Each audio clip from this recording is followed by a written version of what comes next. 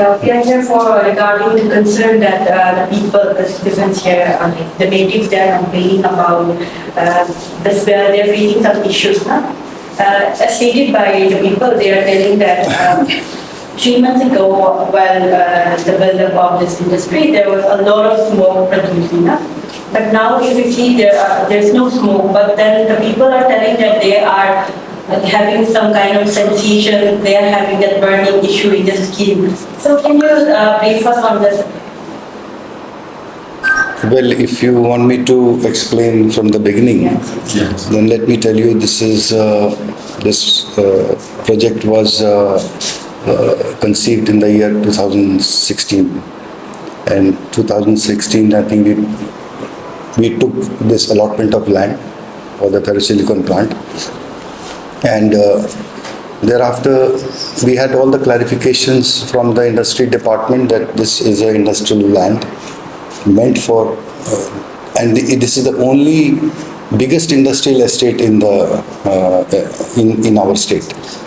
So where the industry department and the government wanted a lot of industries to establish here. And since Arunachal is blessed with a lot of power, which is also going to add furthermore in the coming years. So power intensive industries are the most viable industries in the state. So I will begin with this, that I will take the example of Bhutan first. Bhutan is the world's cleanest and most environmental friendly country. And if you do a little research to know that more than nearly 30 ferrosilicon plants are running in Bhutan very successfully for more than 20 years now. So, and the whole idea is to be environmentally compliant. And I belong to the state. I have made Arunachal my home for last 30 years. And I am part of the state. So I'm a nature lover myself. I respect the environment. I respect human lives.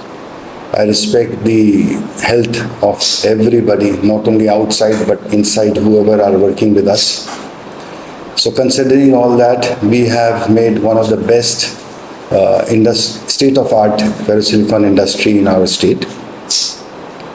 In fact, it is first of its kind in the entire Asia.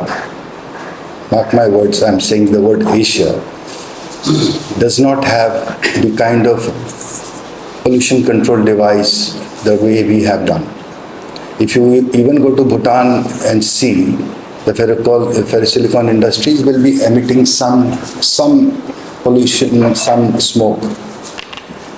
Now, when I was planning to put up this unit, when I came to Niglok, I've seen the environment, and we wanted to respect this environment. Though it is an industrial area, people who are not do not care much, they do whatever they like. But I made it a point that we come up with one of the best pollution device. Not only the best industry, it is a highly automated, fully automated industry.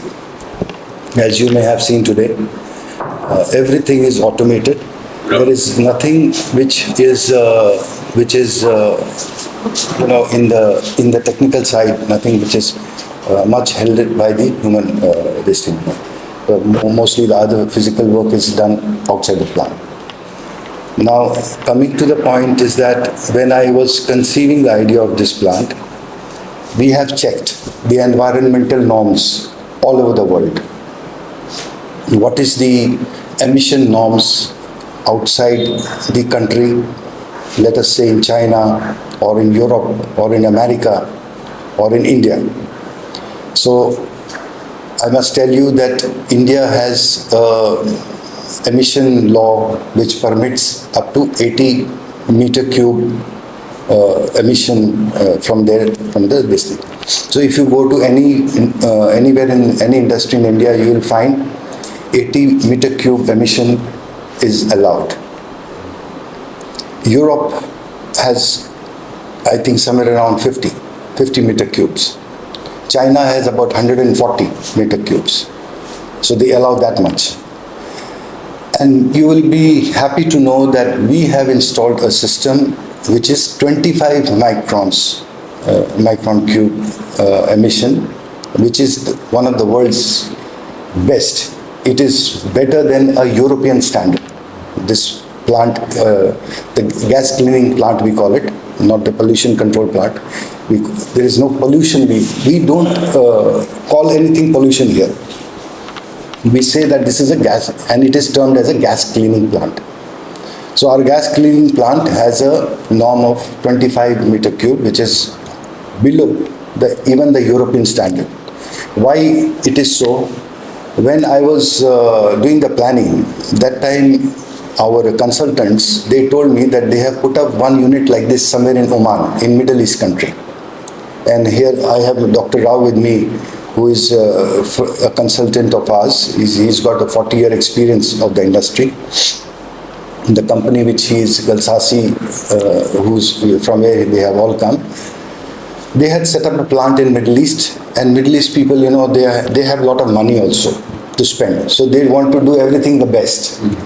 So they have one unit like this with the same pollution norm or gas cleaning plant. So we have installed the same one. Okay.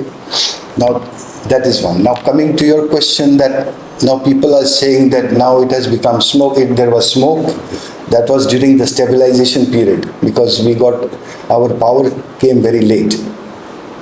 We had to wait for 2 years. So the testing of the equipments were not possible without the power. When the plant was started, some afterwards it was found that one of the major equipment was not functioning. It was defect, it had broken. So we had to quickly replace that one.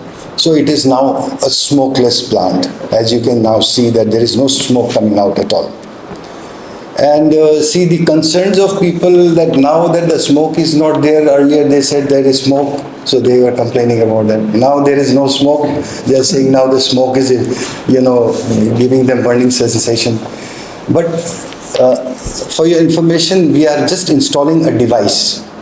So there is an opacity meter which is going to be installed in a day or two. We are just waiting for our engineer to come. The equipment has already been purchased. Such things are not there in any industry, anywhere. We are putting that opacity meter to check even what is coming out. There is only hot air which is coming out. As you are saying, as we are now saying that it is a smokeless plant, but there is some hot air only. You know, if outside, if you keep your vehicle also, if it gets hot in the sun, you will see some hot air on top of the vehicle like that. So that type of hot air is there. That hot air is, it first of all, our stack, that stack which we call is our, that chimney, in simple words. The stack is 40 meters. Norm in India is 30 meter. But even that one, we have made it 40 meter. We have made it 10 meter higher than the Indian standard norms. Okay, so that the smoke doesn't, whatever is that hot air also doesn't come down. Okay, so it is just not possible for anybody to be affected with this hot air, because hot air is hot air. You see, even environment. When I'm saying 25 micron, see, there are gadgets now which people use at home to check the pollution levels, even inside a room, where more than 100, 150 you will normally find. Even in the in a state like Arunachal also, nearly 80 to 100 microns, this thing, pollution is there. But we are emitting 25, which is below the atmospheric this thing, condition. So there is no question. It is just an assumption, I would say, they are having. There is nothing to worry about. As I said, we are completely compliant, and we are very, very careful about it. And we are going to be installing that meter to keep a track that no, it does not, you know, go beyond the parameter of how we have fixed. So this is my answer for that question. And also, most importantly, We would also want to know for the people, for the viewers, for the natives here, so that they can relate more. Now, what is Aether Alloy? Sorry? What is Aether Alloy? So that people can relate more, natives here. Yeah. They So- can know more about it. So Aether Alloys is a Ferro Silicon industry. It produces a homogeneous metal which is derived out of smelting process we call it, where quartzite is the main raw material which is used along with carbon. There is metallurgical coke and lamb coke which are used along with some wood chips and things like that, which is used for producing this homogeneous metal. This homogeneous metal is then taken to all the steel industries across India and abroad, where they utilize it for production of steel. Steel cannot be produced without ferrosilicon. It is a raw material for making steel. In short term, I would say it is one of the raw material, like iron ore is a raw material. Using Yeah. No, I'll tell you, like the rod which you use for construction in the house, of buildings, that TMT rod has just 1% ferrosilicon added to make TMT rod. Less than 1% sometimes. Without that, if only with iron ore, if they make TMT rod, such thick one also you can just break like a pencil with your two hands. If this ferrosilicon is not added in the steel. Okay, so the strength and this thing, sustainability and then the flexibility all comes with ferrosilicon. So the harder the steel, like rail track as you said, it needs higher quantity of ferrosilicon, 30-40% like that. The wheels of the train or tanks or armor, the artillery, weapons which need very hard steel, like gearbox of an engine of a vehicle or an engine that needs very hard steel. So the harder the steel they have to make, the more ferrosilicon is to be added for that steel.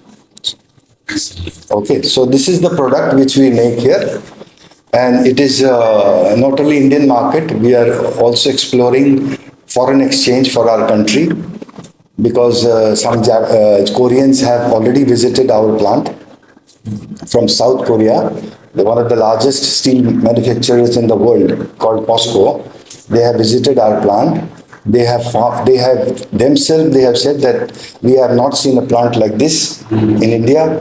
This is one of the best industry we have visited, and they are already making some communication with us to take material from here to Seoul, to South Korea, because South Korea is a very big producer of steel, as well as military equipments, hardware, so many things.